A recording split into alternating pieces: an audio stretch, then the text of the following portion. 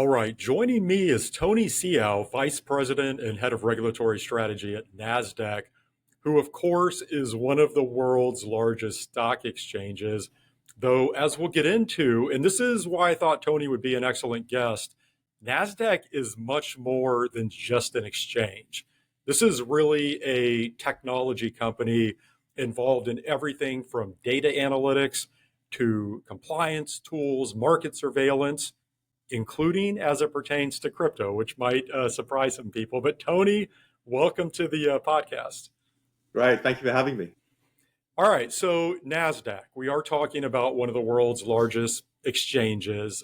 My guess is that's the first thing most people think of when they hear NASDAQ. You're obviously very prominent here. But as I was just mentioning, there is much more to the company than being a major exchange, including on the crypto side. And so I thought to start, I would love to have you talk more about that, about how NASDAQ is involved with the crypto markets, whether we're talking about on the technology side, indices, the regulatory side. I know there's a lot here. Certainly. So, yes, as soon as you think of NASDAQ, obviously you think of the marketplace, you think of the big building in Times Square. But we actually do a lot more, and not just in crypto. But I'll go focus on that. I think the big thing that people aren't aware of is how big a player NASDAQ in as not just kind of like the home of the top tech companies, but as a tech provider ourselves, right? So we provide and really kind of focus on what we're good at, right? Which is kind of operating marketplaces, right? So we provide technology for marketplaces all around the world to help operate their marketplaces. We provide a full suite of anti-financial crime products and tools which we provide to banks and brokers, looking at things like anti-money laundering, market integrity, and as you mentioned, it's surveillance itself, right? And then because of that, we've kind of spent a lot of time in the digital asset space for a long time now, right? So I think all those technologies that I mentioned, we also provide that for a lot of the new digital asset platforms out there, right? A lot of them out there that have fantastic business models, great ideas, really kind of innovative, right? And where we've kind of really helped a lot is really kind of helping kind of that really kind of like provide a lot of that kind of like resilience, kind of scaling and structure on top of their innovation, right? And that goes from everything from trading to kind of market infrastructure tools, and kind of surveillance, I think is an important one, because and I'll talk about surveillance more, but it's a great example of how we're saying, look, it's like, this is a really innovative space, a lot of new things you're doing, right? A lot of the kind of financial crimes are actually kind of similar to things we're looking at. There's a lot of kind of compliance needs that firms need to do. We're already quite good at that from a tech perspective. So this is kind of a space that we're helping them. So it's really about kind of helping support that innovation. And then even on ourselves, like we, on the marketplace itself, we list kind of a lot of crypto ETFs. So iBit is the largest Bitcoin ETF in the world. We're looking at, you mentioned indices, where we've got a crypto index option in the pipeline. So there's a lot of things that we're doing. And then with your role specifically, just talk more about how you're interacting within the crypto sphere. So I have a bit of a split role, right? So the part of my role is really engaging with regulators. So I talk to regulators all around the world. And because I'm primarily on the tech side, I mostly talk to them about kind of tech or emerging kind of technologies issues. But really, this is like the top of mind for regulators around the world. So this is like one of the top topics they want to talk about. So I listen to them and hear what they're thinking in terms of digital assets and AI. But I'm also kind of explaining what we're doing and seeing, right, for digital assets AI, and kind of working through them. So one great example is NASDAQ introduced the first AI order type, right? And we work very closely with regulators around that, right? And then the other side is that I kind of work with a lot of these kind of new innovations. That's the innovation part of my role. So I spend a lot of time looking at digital assets for quite a few years now, looking at how can we kind of like incorporate our technology for digital assets? How can we kind of be part of these kind of innovations that are happening? And it's just a really interesting space. All right, you mentioned the regulatory side of the equation, and I would love to talk about that. That's clearly a key area of focus for you. And you were alluding to this. There has obviously been a lot going on recently. We had the Genius Act signed into law, that stablecoin regulation. We had the House pass the Clarity Act, which is a digital asset market structure bill. That will now go to the Senate. If we were to just take a step back, what's your overall view on the current state of crypto regulation in the US? The trend clearly seems positive right now. I completely agree. I think this is a very positive trend, right? If you think of the biggest complaint, both in the crypto industry and traditional financial market industry, it's really about the lack of clarity, right? So the name, calling it the Clarity Act, is a great name because that's kind of really what it's doing, and that's really what people have been kind of clamoring for years now, right? You can have your opinions in terms of kind of like the best way that crypto can be used and kind of can be incorporated, where it fits into the financial market. You can have your opinions on that.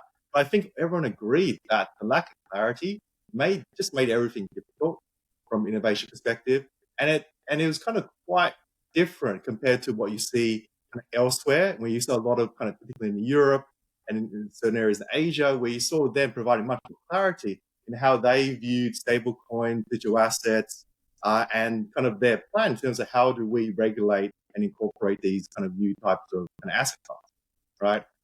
The interesting thing with kind of both kind of Genius and Clarity, I think particularly Clarity, right, is that it just kind of sets the framework, right? So this is great. It's a great direction of travel, right, to set that framework, kind of clarify kind of where the SEC sits, where the CFTC sits, kind of like who help kind of define the kind of types of asset classes. I think it's a fantastic direction of travel, but this is really not the end, right?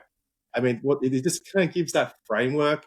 There's kind of like a big next step here with kind of what the SEC, what the CFTC is going to do, to provide that kind of structure, right? That just yesterday, the White House Digital Asset Working Group released a set of recommendations and guidelines, right?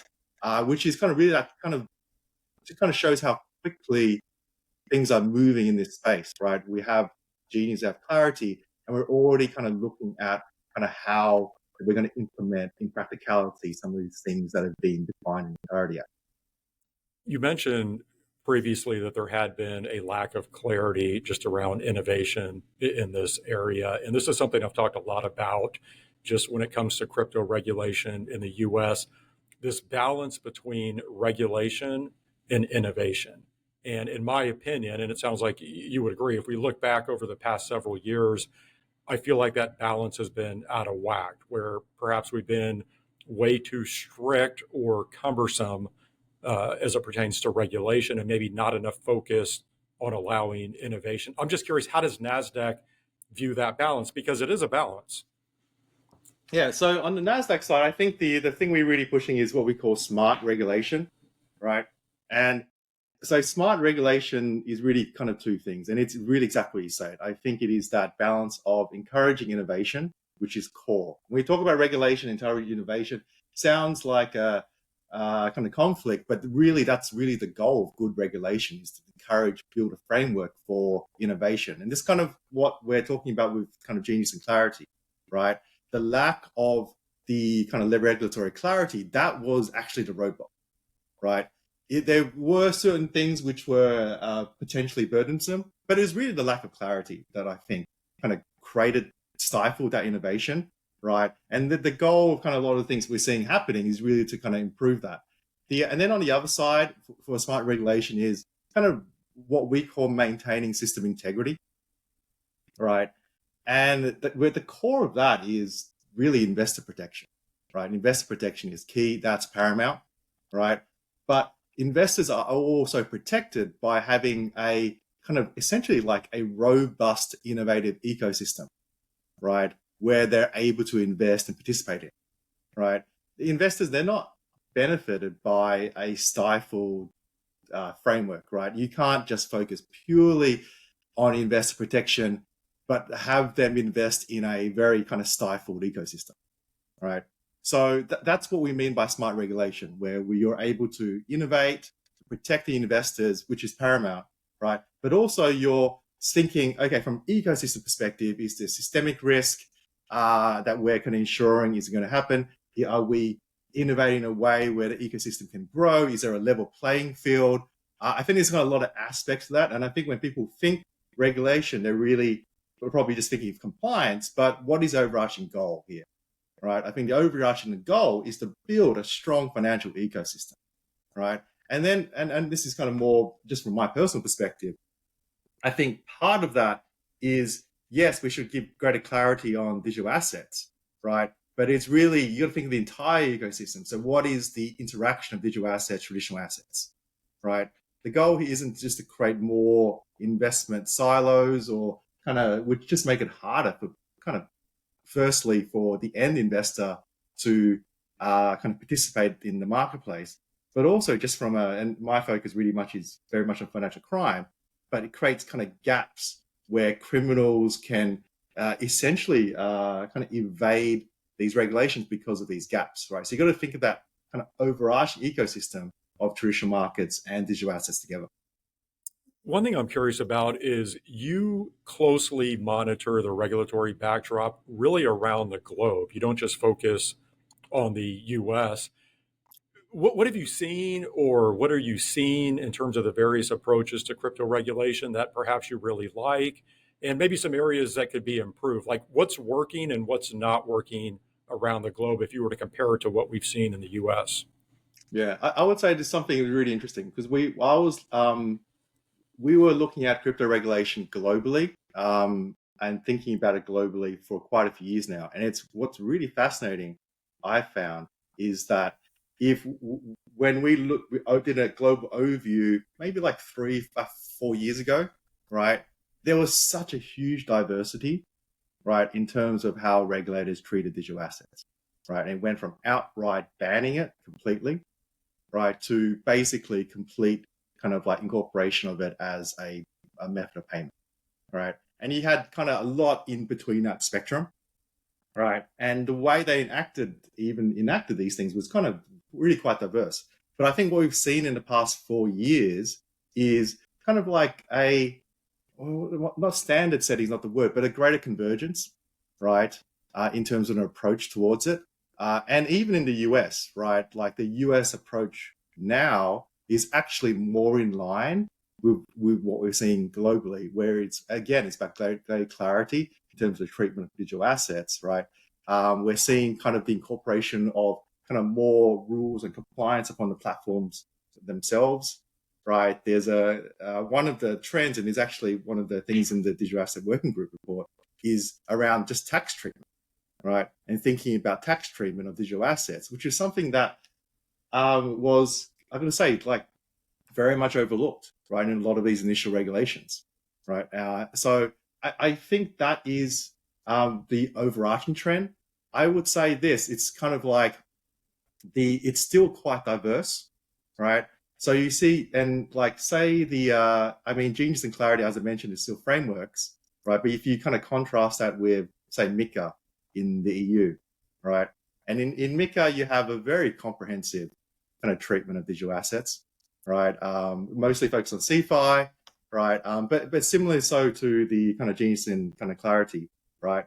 But what you kind of see is that there's on the MiCA Act, there's really kind of a greater focus upon consumer protection, investor protection, right? I'm not saying it's not true.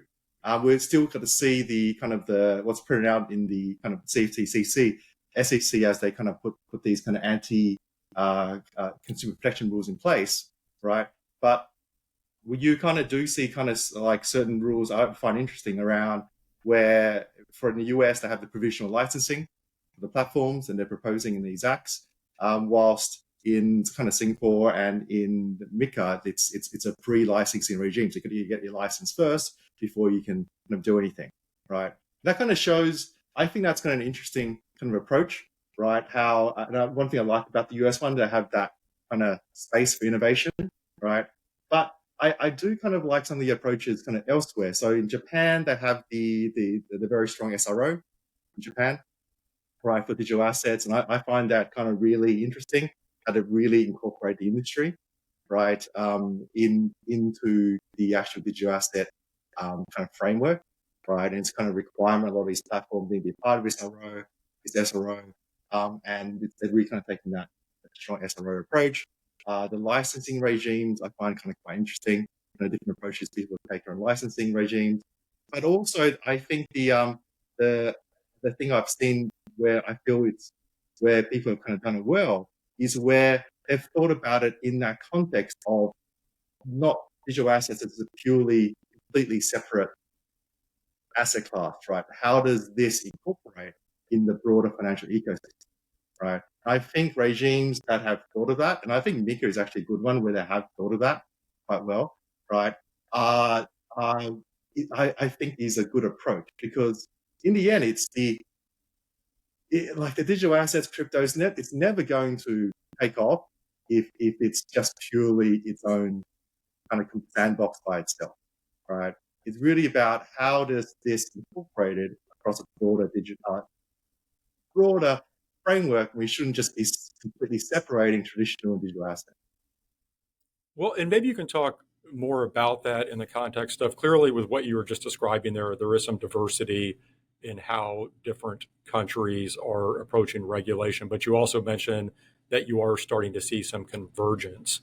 And given that crypto doesn't really have borders, or at least the technology doesn't really have borders, how important is it for regulators around the globe to collaborate in the creation of standards for crypto? Because it would seem like having some harmonization here would be hugely beneficial. I think it's almost, I don't think anyone's going to argue that it's not beneficial to have greater harmonization, right? I do think it's about the maturity of the industry, right? And again, it's like the diversity of regulatory approaches is an outcome of a diversity of views, right? Globally in terms of where they see this crypto digital assets fitting in, right? And I think a lot of the convergence or harmonization we're seeing is more about a kind of greater maturation of the view in terms of where crypto and digital assets should fit, right? And I think that is going to drive the harmonization and convergence that you're saying, right? It is for example, if you fundamentally don't believe, right, that stablecoin should exist, right? And actually one area where that is kind of quite divergent is about CBDCs, right? If you fundamentally disagree with CBDCs, right, you're going to have a fundamentally different regulatory kind of approach to it from country to one country to another. And that's an area where we are seeing quite kind of fundamentally different approaches, right? But I think there's certain areas, and I think especially things like KYC, AML, right? And kind of like security of the platform themselves, the custody, those sort of things. I think there's a greater maturation and greater understanding, and that is causing that greater harmony in terms of the regulatory approach. In the context of regulation, and we can focus specifically on the US if you'd like, or we can stay global. I'd love to have you talk more about something you were touching on earlier, which is the surveillance of crypto markets, because one of the aspects of crypto that regulators have clearly been concerned about are various financial crimes, right? Tax evasion, money laundering, those sorts of things.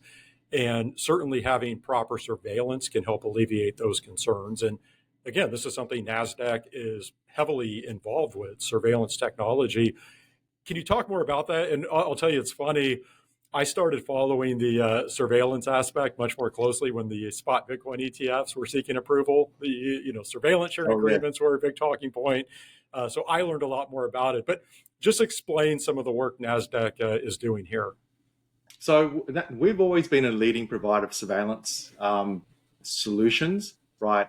We provide our solution to exchanges, regulators around the world. And so, one thing we've always been doing for many years now is we're trying to up the standard, right? Because the way we see it, the core pillar of a strong marketplace is market integrity, right? It's fair, orderly markets. That's the core pillar, right, of markets. And I don't think anyone can disagree with that, right? And surveillance is a key aspect of maintaining that. The goal of surveillance essentially is to maintain a fair market and an orderly market. That's the goal, right? As I mentioned, I was looking at crypto quite a while back as we were asked to kind of like plot out or build out surveillance solutions for these kind of nascent crypto platforms quite a year back. And we did a lot of looking at and review of it, right? And it's actually quite interesting.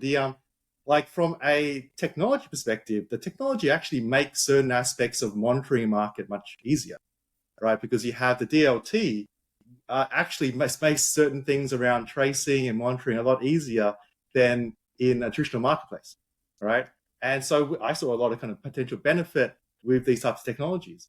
But I think the true challenge, though, in kind of monitoring and maintaining fair and orderly markets, because that's the goal, surveillance of these marketplaces, is actually not the DLT itself, right?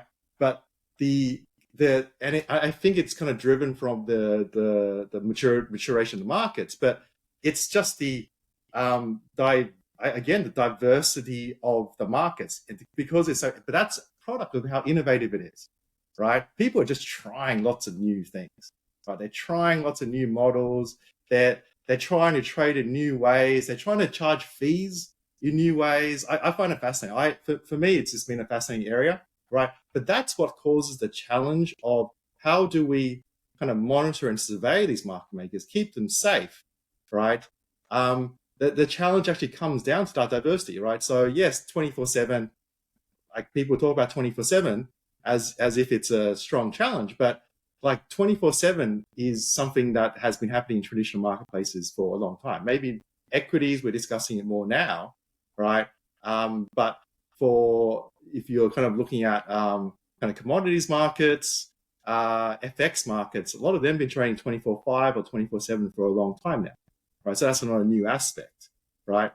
But the challenge of crypto is kind of, as you said, it's that global nature, it's that fragmentation, right? It's that kind of looking at the kind of product across kind of like a wide kind of stream of that product across a wide stream of different ways it's traded. So, for example, you could be monitoring Bitcoin, which is traded on a CeFi platform.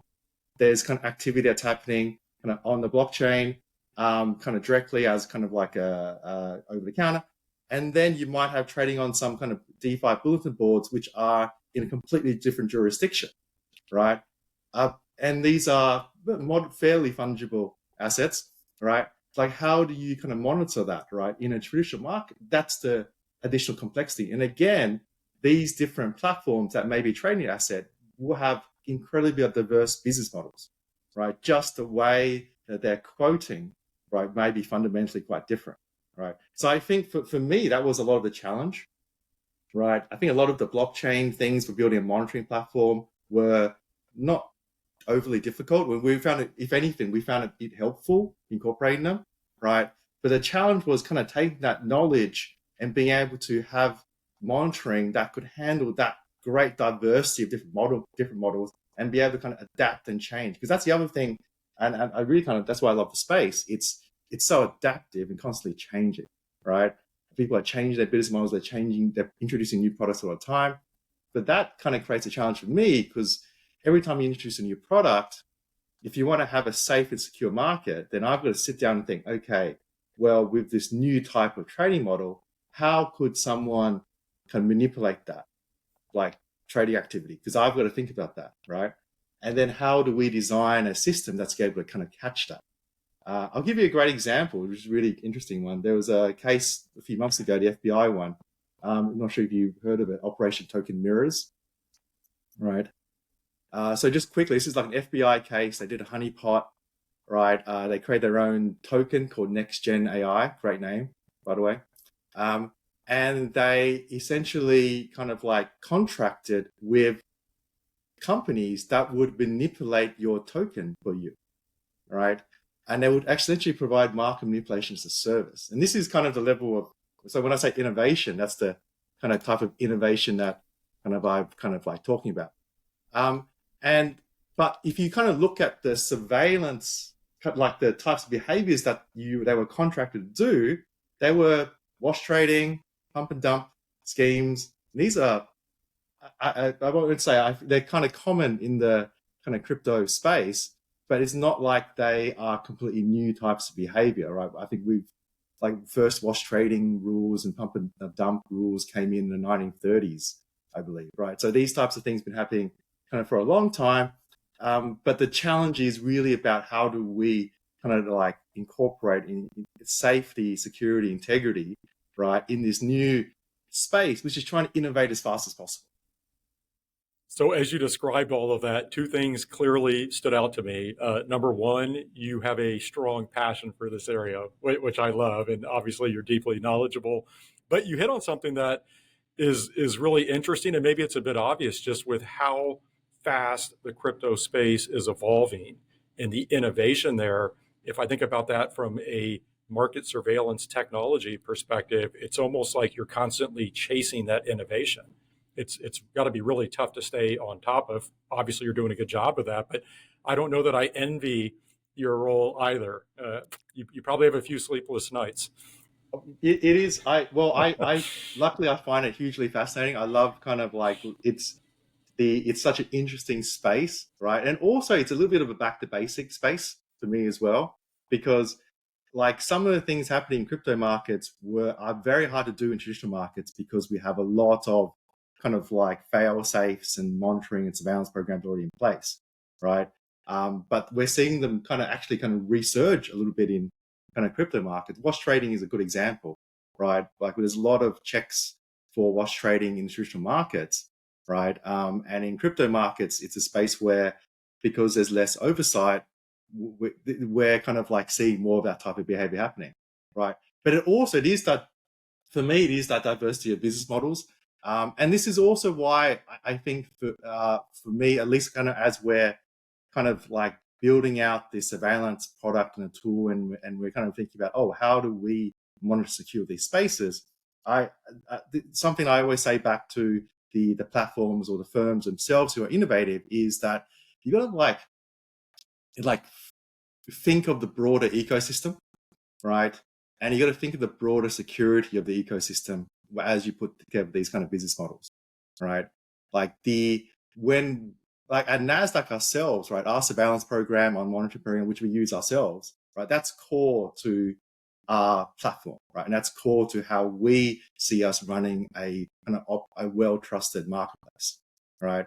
And this is what I say to the new kind of crypto platforms as well, as we're kind of deploying out there. It's kind of, you need to consider kind of integrity, kind of fair and orderly markets as core to your mission objective, right? I think it's kind of, I love these innovations, it's great, but you've got to keep that core objective in mind as you're designing these new business models, these new type of tool sets. Just a few minutes left here, and maybe this is a little bit off topic, but I still think it's relevant to what we're discussing here. Artificial intelligence, which you've mentioned a couple of times throughout our conversation here. I'm seeing crypto and AI frequently talked about together just as disruptive innovations. And I'd love to hear how AI is playing a role in surveillance, whether we want to talk about the crypto markets or just more broadly in surveilling all financial I, markets. Yeah, you know, it's strange. It's like people say, oh, crypto AI, kind of two buzzwords kind of thrown together. But actually, there's a lot of overlap, and I think the overlap is kind of the word I've been using a lot, which is innovation, right? I think that's the overlap, right? I think a lot of the people who are looking at digital assets have that innovative mindset, right, about introducing new types of technology, right, and how do we incorporate it. And so what we do is we do see a lot of overlap in our kind of like people I speak to looking at digital assets, looking at AI, right? Because they have that mindset and they're kind of seeing how these types of things are changing the world. On my perspective, I've I've spent a lot of time with digital assets.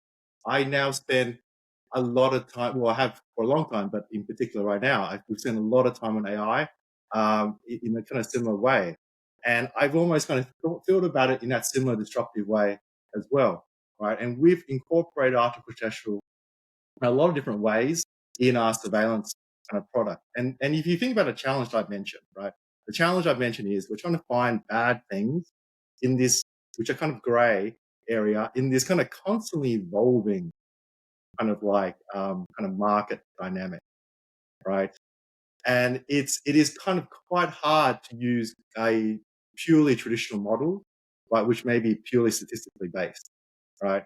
We're using AI a lot more, right, in our surveillance program, and we're using kind of in two ways that I think is interesting. One is to help find these bad behaviors, right? but we also incorporate different types of AI tools in the investigation process as well, trying to automate as much of the investigation as possible, right? And when you think about it in terms of the challenge I mentioned, it's almost becoming just purely necessary, right? You have to, because the actual problem is becoming so much more complex, and digital assets is just going to increase that complexity, right? From our perspective, in terms of how do we oversee it, how do we maintain fair and orderly market, we need to kind of up our game as well. Incorporating AI is a huge part of that, right? To try and kind of reduce that complexity, right? Or be more effective in a more complex dynamic, right? And a good example for particular digital assets is, and I mentioned before, of that kind of fragmentation, right? Meaning you're only able to see a smaller part of the picture, right? And we're kind of using AI to kind of help support and get that better view. Well, I'm going to frame that as using more AI results in fewer sleepless nights for Tony.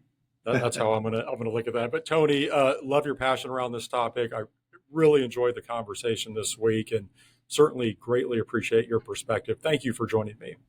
So thank you very much, Nate. That was Tony Seo, Vice President and Head of Regulatory Strategy at Nasdaq. Thank you for listening to or watching Crypto Prime. As always, you can stay up to date on all of my latest guests by visiting CryptoPrimePodcast.com. See you again next week. Crypto Prime is hosted by Nate Geraci, President of OTR Media LLC. Nate is also President of the investment advisory firm The ETF Store. While OTR Media LLC and the ETF Store are related by common ownership, they are separate and distinct entities, and anything discussed on this program should not be construed as an official statement by the ETF Store. This program is for informational purposes only and does not constitute investment advice. Investing in crypto assets involves substantial risk, including the potential loss of principal. Any past performance figures discussed are not necessarily indicative of future results. Visit CryptoPrimePodcast.com for more information.